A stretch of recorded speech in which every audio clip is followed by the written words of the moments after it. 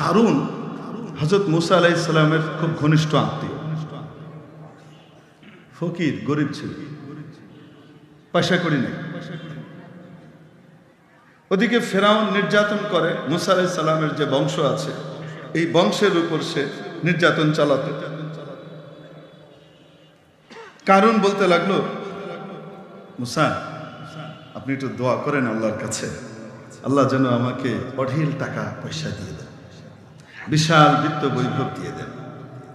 আমি ওই টাকা দিয়ে জনতার জন্য আমি অকাতরে সবকিছু বিলিয়ে দেব। আমাদের জাতির এই দুর্দশা আর ভালো লাগে না। আমার যদি অনেক টাকা হয় সকলে ধনী হয়ে যাবে, অভাব আর দারিদ্র পালিয়ে সিঙ্গাপুর আর সুইস ব্যাংকে চলে যাবে,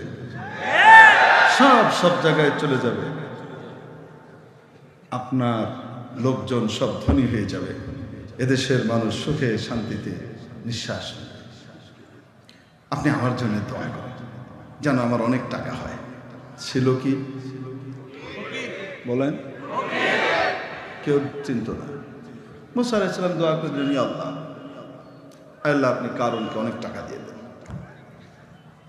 মুসা আলাইহিস সালাম তো জালালি নবী, জালালি নবীর দোয়াও জালালি ভাবেই কবুল হয়। সোজা গেছে এবং আল্লাহ তাআলা ডাইরেক্ট ফয়সালা দিয়ে দিয়েছেন, কারুনকে ধনী বানানো হোক। এমন ধনী বানানো হলো, এমন ধনী বানানো হলো, পৃথিবীতে কারুনের মতো ধনী হওয়ার নজির পাওয়া বড় দুষ্কর। লাতানূ বিল উসবাতি উলিল কুওয়াহ ওয়া ইন্না মাফাতিহাহু লাতানূ বিল উসবাতি উলিল কুওয়াহ। কারুনকে এত বিশাল ধনভাণ্ডারের মালিক মাওলা বানিয়ে দিলেন। টাকা রাখার যে গুদামগুলো আছে, কি এক একটা বিশ্ব গুদাম কত বড় বলেন না কেন? এই গুদাম ভর্তি তার সোনা দানা হীরা জহরত টাকা পয়সা, একটা দুইটা গুদাম না, এত গুদাম, এত গুদাম, এত গুদাম। গুদামেরও হিসাব রাখা সম্ভব না। সহজে বুঝার জন্য বলে দিলেন, ওই গুদামগুলার যে চাবি আছে, গুদামের প্রধান ফটক থাকে কয়টা? আরে কয় না কেন? প্রধান দরজা কয়টা থাকে? একটা থাকে। তো একটা গুদামের চাবি কত বড়ই বা হবে? কয়টাই বা হবে? ঠিক কি ঠিক না? কিন্তু তার গুদামের চাবির পরিমাণ শুধু কি পরিমাণ ছিল, মানে চাবি যত বেশি গুদামও তত বেশি, ঠিক কিনা? এত বেশি ছিল, এত বেশি ছিল, এত বেশি ছিল। আল্লাহু আকবার। হাদিস শরীফের মধ্যে আসে 40টা উটে করে, দ্যাটস মিন 40টা ট্রাক। এক একটা উট এক একটা ট্রাকের মতো মাল বহন করতে পারে। দেখতে ছোটখাটো হলে কি হবে? 40টা উটে করে তার গুদামের চাবি এদিক থেকে ওইদিকে নিতে হইতো। তাহলে বুঝেন তার গুদাম কয়টা ছিল, আর গুদাম ভর্তি ধন সম্পদের কল্পনা করা যায়?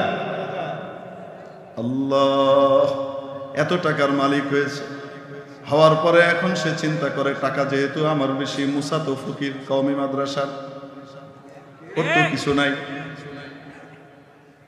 কওমি মাদ্রাসার ফকিরগুলা এত ক্ষমতা কেন চালাবে? কওমি মাদ্রাসার এই ফকিরগুলার পিছনে মানুষ কেন দৌড়াবে?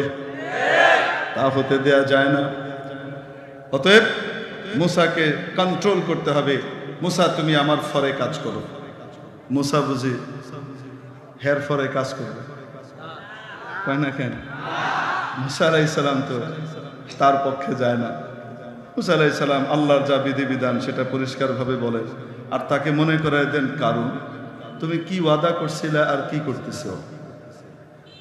তুমি না শাহজালাল রহমতুল্লাহ মাজারে গিয়ে সালাম দিয়ে দোয়া চায়া হুজুরদের কাছে কাছে গিয়ে চায়া পেয়েছিলে, আমরা আইলে আপনারা সবচেয়ে সুখী থাকবেন। তুমি না এই কথা কইছিলে। এখন তুমি আমার কাজে বাধা দাও। আবার তুমি কি করো? তুমি বলছিলা যে আমার লোকজন যারা আছে তাদেরকে তুমি টাকা দিয়ে ধনী বানায় দিবা। তুমি তাদেরকে তো টাকা দেওই না, উল্টা তুমি উল্টা জায়গায় যারা আমার বিরোধিতা করবে ওদের পিছন দিয়ে টাকা ঢালো। ঠিক না? এটা কি করতেছো? কারণ ওয়ালা তানসা নাসীবাক মিনাদ দুনিয়া ওয়াহসিন কামা আহসানাল্লাহু ইলাইক। হযরত মুসা আলাইহিস সালাম কারুনকে মনে করিয়ে দিলেন, কারুন রে, ধনী হওয়ার আগেকার যে ওয়াদা, সেই ওয়াদাটা তুই একটু মনে রাখ। আমি তো তোকে এই কথা বলি না তোর সমস্ত টাকা পয়সা আল্লাহর রাস্তায় দিয়ে দে, সমস্ত টাকা পয়সা তুই দিনের জন্য বিলিয়ে দে, এটা তো আমি বলি না। আমি তো তোকে বলি তোর দুনিয়াও তুই ঠিক রাখ, কিন্তু আখিরাতের কথাটাও খেয়াল রাখ। তোর মাওলা তোর উপরে যেমন দয়া করেছেন, সেই দয়াটা তুই অন্যের উপরেও কর। তুই এমনি এমনি তো হোস নাই, তুই তো ফকির ছিলি, আমার কাছে দোয়া চেয়ে তুই তো আল্লাহর কাছ থেকে মঞ্জুর করিয়ে নিয়ে ধনী হয়েছিস। ওই মাওলা তোর উপরে যেমন দয়া করেছেন, ওই মাওলার বান্দাদের উপরেও তুই দয়া কর। তাহলে অন্যের উপরে দয়া করার মাধ্যমে তুই নিজের উপর দয়া করবি, তোর ধন সম্পদও টিকে থাকবে। ওয়ালা তানসা নাসীবাকা মিনাদ দুনিয়া ওয়া আহসিন কামা আহসানাল্লাহু ইলাইক ওয়ালা তাবগিল ফাসাদা ফিল আরদ। খবরদার, পৃথিবীতে আমার বিরুদ্ধে যে, ইসলামের বিরুদ্ধে যে, আল্লাহর বিরুদ্ধে যে তুই এখানে ফাসাদ সৃষ্টি করিস না, অনা সৃষ্টি করিস না। ওয়ালা তাবগিল ফাসাদা ফিল আরদ। কারণ কারণ কারণ কারণ শুনে নে, যিনি ধন দিয়েছেন তিনি নিতেও জানেন, যিনি দিয়েছেন তিনি নিতেও জানেন, ঠিক কিনা? হ্যাঁ, বাংলায় আছে, চোরে না শুনে। কারণ কি কয় জানেন? কারণ তো এখন পাওয়ারফুল হয়ে গেছে, এখন মুসা আলাইহিস সালাম রে গুনতে চায় না। মুসা ইন্নামা উতীতুহু আলা ইলমিন ইনদি, এটা তো আমার যোগ্যতা বলে, আমার জ্ঞান দিয়ে, আমার মেধা দিয়ে আমি অর্জন করেছি। কিসের আল্লাহ দিয়েছি? এই সমস্ত মৌলবাদী মার্কার কথা বলবে না। আমি কইলাম না, কোরআন শরীফ বলে। কারণ যে এই কথাটা বলেছিল, এটাকে আমি বলি না, কোরআন শরীফ বলে। ক্বালা ইন্নামা উতীতুহু আলা ইলমিন ইনদি, আমার কাছে যে অগাধ জ্ঞান আছে, প্রজ্ঞা আছে, সেই জ্ঞান দিয়ে আমি অর্থ সম্পদ বিত্ত বৈভব অর্জন করেছি। তারপর আল্লাহ দিল কবে? হযরত মুসা আলাইহিস সালামকে, আরে পাগল রে, বুঝিস না কেন? তোর আগেও বহু ধনবান রে আল্লাহ তাআলা ফাইনাল করে দিছে, তুই দেখস না কেন? ফেরাউনের অবস্থা কেন দেখিস না? নমরুদের অবস্থা কেন দেখিস না? দেখিস না নমরুদ রে কিভাবে আল্লাহ তাআলা সাবাড় করে দিছে? গোটা পৃথিবীর রাজত্ব দিয়েছিলেন নমরুদকে। মুসা আলাইহিস সালামকে পচানোর জন্য কারুন, যে মুসার দোয়ায় টাকা পয়সা পাইছে, সে এখন মুসাকে পচানোর জন্য লাগছে। ভালো করলো কে? তার চোখে আঙ্গুল দেয়, আছে না নাই? চোখে আঙ্গুল দিচ্ছে এখন। মুসা আলাইহিস সালামকে কিভাবে অপমান করা যায়, কোনোভাবেই তো দেখে যে মুসার তো কোনো খুঁত খুঁজে পাওয়া যাচ্ছে না। তো সত্য দিয়ে তো আর মুসাকে পচানো যাবে না, কি লাগবে? মিথ্যা লাগবে। এই জন্যে এক মহিলাকে তৈরি করছে, যে মহিলা অপকর্ম করে বেড়ায়। এরকম এক মহিলাকে টাকা দিয়ে রাজি করেছে কে? প্রচুর টাকা দিয়েছে, প্রচুর। সে জনসম্মুখে সকলের সামনে মুসা আলাইহিস সালামের ব্যাপারে বলবে যে মুসা আলাইহিস সালাম তার সাথে এই অপকর্ম করেছেন। নাউজুবিল্লাহ। মুসার চরিত্রে কালিমা লেপন করার জন্য প্ল্যান কষেছে। তারপরে এগুলো আমি হাদিসের কথা বলতেছি, কোরআন এবং হাদিসের কথা বলতেছি। এখানে ওলামায়ে কেরাম আছেন, জিজ্ঞেস করেন, একটা কথা যদি আমার ভুল হয় সাথে সাথে বলে দিবেন, হুজুর এটা ভুল হয়েছে, আমি ঠিক করে নেব ইনশাআল্লাহ। ঠিক আছে তো? হ্যাঁ। তারপরে ওই মহিলাকে রাজি করিয়েছে। ভর মজলিসের ভিতরে কারুনও আছে, এবং কারুন আজকে হযরত মুসার সাথে খুব ভালো ব্যবহার করতেছে। হযরত দোয়া করেন, একটা বিচার নিয়ে আসছে একজন, যে একজন নাকি এর সাথে এরকম ব্যভিচার করছে, তো এটার কি করা যায়, এটার বিচার কি? মুসা আলাইহিস সালাম বলতেছেন এটার বিচার রজম, যদি বিবাহিত হয়ে থাকে তাহলে পাথর মেরে তাকে হত্যা করা, এটাই বিধান আল্লাহ তাআলার। আর সে বলে এটা যেই করবে তার জন্যে, অবশ্যই আল্লাহর বিধান কারো জন্যে মাপ নাই, সবার জন্য সমান।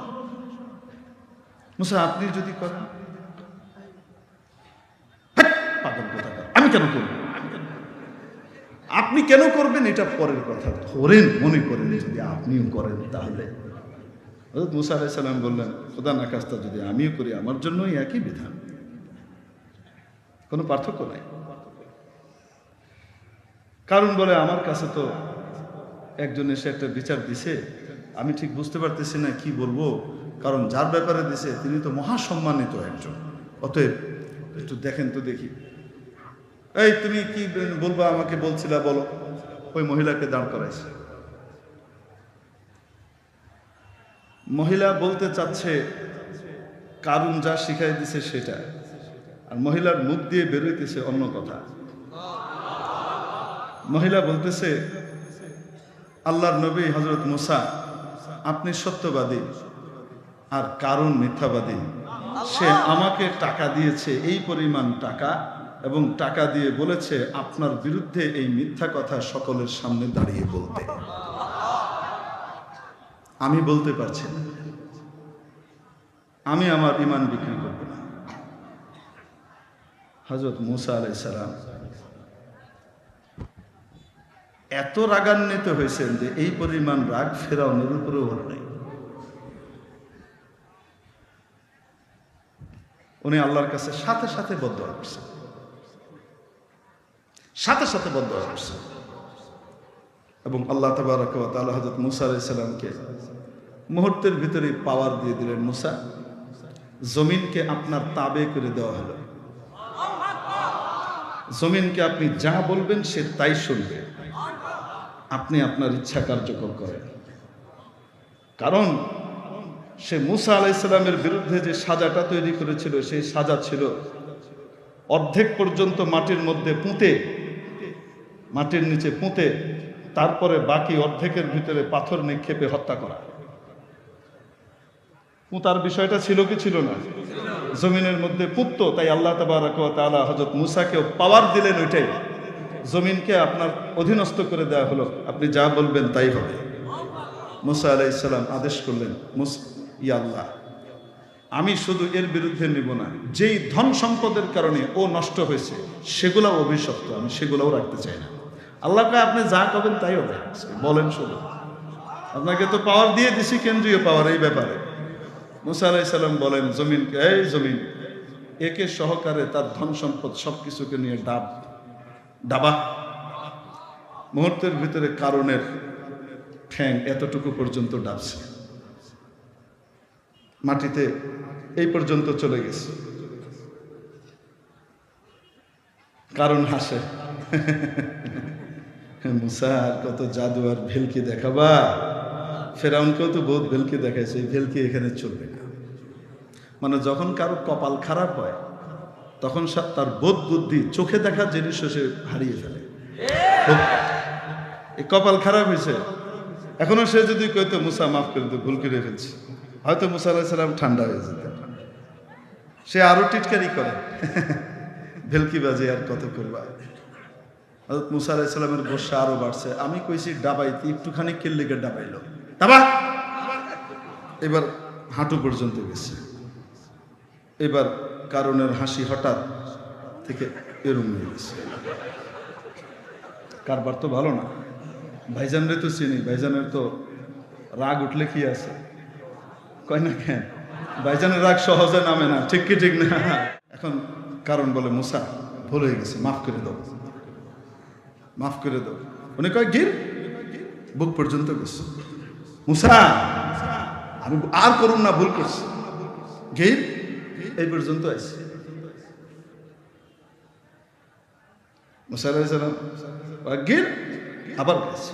হাদিস শরীফের মধ্যে আসে, শুধু কারুন ডাবতে ছিল তা না, তার যে খাজানার বিশাল ধনভাণ্ডার ছিল, এই আদেশের সাথে সাথে মাটি ওই সবগুলাকে নিয়ে সমান্তরাল ভাবে ডুবছিল। যখন কারুন মাথার নিচ পর্যন্ত, মাটির নিচ পর্যন্ত ডুবে গেছে, কারুনের বিশাল খাজানার একদম টপ যেটা, সেটাও নিচ পর্যন্ত চলে গেছে। হাদিস শরীফের মধ্যে আসে কিয়ামত পর্যন্ত এই একই গতিতে নিচে যেতে থাকবে। বলেন ধন দেওয়ার মালিককে, নিয়ে নেওয়ার মালিকও কে? আর যদি ধনকে আল্লাহর রাস্তায় ব্যবহার করি, তাহলে ধন দিয়ে দুনিয়াতেও পাবো, আখেরাতেও পাবো।